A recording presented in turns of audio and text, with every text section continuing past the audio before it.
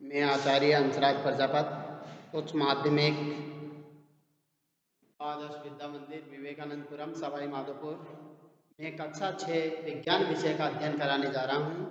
उसमें पाठ नंबर 12 यानी विद्युत दत्ता परिपथ, उसके प्रकरण विद्युत चालक तथा विद्युत रोधक, यानी कि कौन तो विद्युत का चालक होता है और कौन विद्युत का कुचालक होता है। रोधक यानी कि रोकने वाला, विद्युत को रोकने वाला, कौन तो अपने में से विद्युत धारा को प्रवाहित होने देता है और कौन विद्युत धारा को रोकता है। तो जो रोकते हैं उसको रोधक कहते हैं, यानी जिसमें से विद्युत धारा प्रवाहित नहीं होती उसको क्या कहते हैं, अपन कुचालक भी कह देते हैं या विद्युत का रोकने वाले विद्युत रोधक भी कहलाते हैं।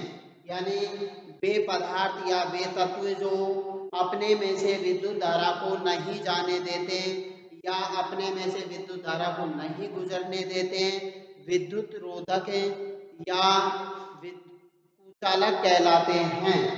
वे पदार्थ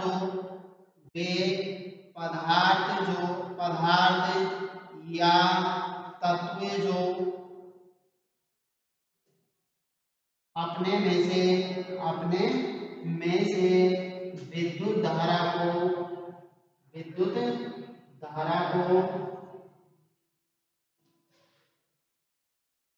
प्रवाहित होने देते हैं वे विद्युत के चालक कहलाते हैं। विद्युत के चालक कहलाते हैं। क्या कहलाते हैं? चालक कहलाते हैं।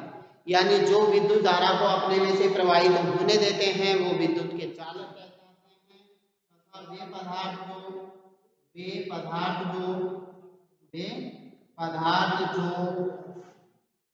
अपने में से विद्युत धारा को प्रवाहित नहीं होने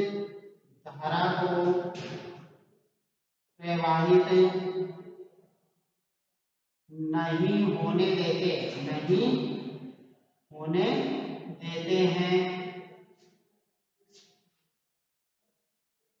वे विद्युत के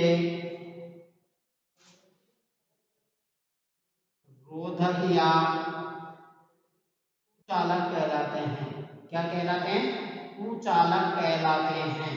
यानी जो विद्युत धारा को अपने में से प्रवाहित होने देते हैं वो क्या कहलाते हैं? चालक कहलाते हैं। क्या कहलाते हैं? चालक, विद्युत चालक, विद्युत के चालक। यानी कि वे पदार्थ या तत्व जो अपने में से विद्युत धारा को प्रवाहित होने देते हैं वे पदार्थ विद्युत के चालक कहलाते हैं। तथा वे पदार्थ यहाँ आ जाएगा विद्युत के कुचालक।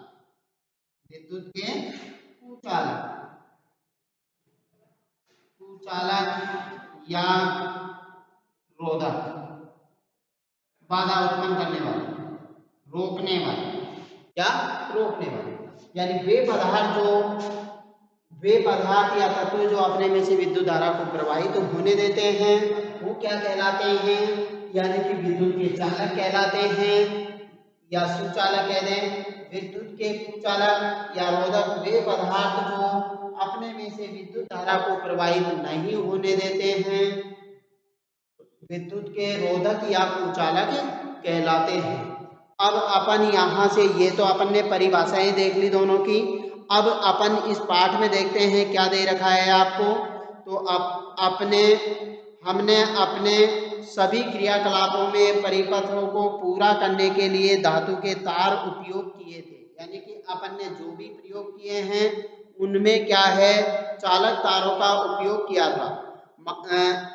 अपन को एक चित्र दे रखा है, 12 पॉइंट कौन सा है? 11 भुजों ने चित्र के अनुसार टॉर्च के आंतरिक आरेख को चित्रित किया है।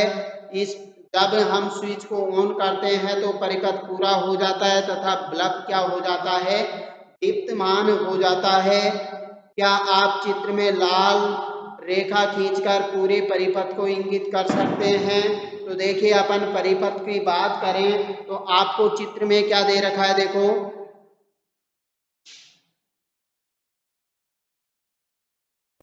देखिए अपन को अपनी किताब में यानी कि चित्र कौन सा 11.12 दे रखा है, ये आपको दिख रहा है खूब है।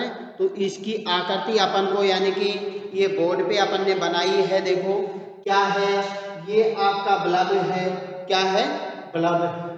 ये आपका परावर्तक पृष्ठ है। कौन सा है, परावर्तक पृष्ठ। यानी ये क्या करता है, परावर्तन का कार्य करता है, प्रकाश को क्या करता है, परावर्तित करता है, इसलिए इसको परावर्तक पृष्ठ कहते हैं। फिर ये प्लास्टिक का आवरण होता है बाहर की तरफ, यानी टॉर्च का, आपको टॉर्च दे रखी है तो टॉर्च का बाहरी आवरण वो किसका होता है, प्लास्टिक का है। टॉर्च का बाहरी आवरण किसका है, प्लास्टिक का दे रखा है। इसमें ये स्लाइड का स्विच है, क्या है, स्विच, जिसको अपन बटन भी कहते हैं। तो ये क्या है, स्लाइड का स्विच दे रखा है।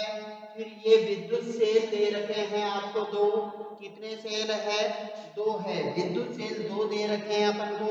यानी कि ये इसका धनात्मक सिरा, ये इसका ऋणात्मक सिरा, ये धनात्मक सिरा, ये ऋणात्मक सिरा।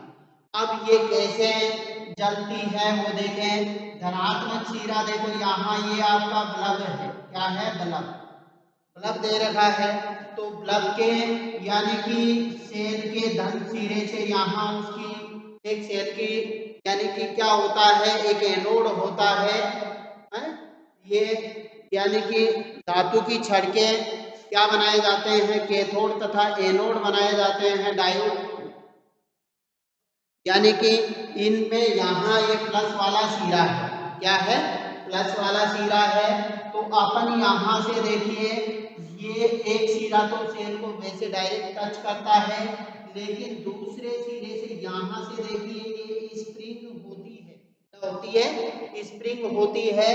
तो ये स्प्रिंग यानी ऋणात्मक सिरे से जुड़ी हुई होती है और स्प्रिंग में नीचे की ओर एक तार लगा हुआ होता है, वो आपके स्विच तक जाता है। इसे स्विच में जाने के बाद में स्विच से यहाँ से उसका कांटेक्ट किससे रहता है, वही बल्ब से रहता है। जो अब जैसे ही अपन यहाँ से स्विच को दबाएंगे तो ये यहाँ से इसको क्या है, इसके टच हो जाएगा, किसके, बल्ब के टच हो जाएगा और बल्ब का परिपथ क्या हो जाएगा, पूर्ण हो जाएगा और टॉर्च क्या हो जाएगी, दीप्तमान हो जाएगी। दीप्तमान का मतलब टॉर्च जल जाएगी, क्या हो जाएगा, टॉर्च जल जाएगी। अब देखिए अपन को क्या दे रखा है, आगे देखते हैं। लीजिए परिपथ बनाने के लिए धातु के तारों के स्थान पर हम सूती धागे का उपयोग करते हैं, यानी कि इसी में ही अपन धातु के तारों की जगह पर क्या लगा दें, इन तारों की जगह यदि अपन धागा लगा दें तो क्या होगा। तो क्या आप सोचते हैं कि इस अवस्था में भी बल्ब दीप्तमान होगा। विद्युत धारा के प्रवाह के लिए परिपथ में किस प्रकार के पदार्थों का उपयोग किया जा सकता है, आइए इसका पता लगाते हैं। अब अपन क्रियाकलाप करते हैं, कौन सा, क्रियाकलाप 5, क्रियाकलाप 5, क्रियाकलाप 5 की बात कर रहे हैं अपन। तो क्या कह रहा है, देखो क्रियाकलाप 4 के लिए प्रयुक्त विद्युत परिपथ से स्विच को अलग कीजिए। यानी कि अपन क्या कर रहे हैं, स्विच को बाहर ले लें अपन ने। यानी कि क्रियाकलाप 4 में क्या किया था, एक स्विच बनाया था, क्या बनाया था, एक स्विच बनाया था। तो उसके लिए अपने पास में एक सेल है, मान लो क्या है, एक सेल है। तो सेल का ये आपका ऋणात्मक सिरा है, कौन सा है, ऋणात्मक सिरा है। तो धनात्मक सिरा ऊपर वाला होता है, ये ऋणात्मक सिरा। अब अपन यहाँ क्या करते हैं, एक तार तो यहाँ से किससे जोड़ देते हैं, बल्ब से जोड़ देते हैं, किससे, बल्ब से जोड़ देते हैं। आप किससे जोड़ेंगे, बल्ब से। एक सिरा यो जोड़ दिया और दूसरे सिरे से यानी कि अपन यहाँ से एक तार यो काट दें और ये तार है आपके पास। कहने का मतलब ऐसे अपन तार निकाल लेते हैं। तो ऐसा करने से आपको चित्र 12.12 के अनुसार दो स्वतंत्र तारों के सिरे मिल जाएंगे। इन तारों के दोनों सिरों को एक एक करके समीप लाइए ताकि ये एक दूसरे को स्पर्श करें। क्या बल्ब जल उठता है? यदि अपन इस सिरे को इस सिरे से मिला देते हैं तो आपका बल्ब क्या होगा? दीप्तमान होगा। क्या होगा? दीप्तमान होगा। कहने का मतलब यानी कि आपका बल्ब जल जाएगा। और यदि अपन यहाँ पर अब कौन सी धातु चालक है और कौन सी धातु अचालक है या कौन सा पदार्थ चालक है या अचालक है उसका परीक्षण कर सकते हैं। तो देखो अब आप इस व्यवस्था को पदार्थ के परीक्षण के लिए प्रयोग में ला सकते हैं कि ये विद्युत धारा प्रवाहित करते हैं अथवा नहीं।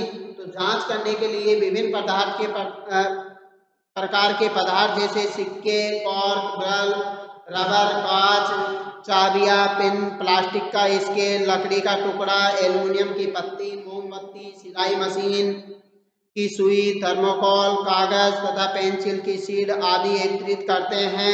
चालक परिरक्षण के तारों के स्वतंत्र सिरों को प्रत्येक नमूने से बारी बारी से स्पर्श कराते हैं।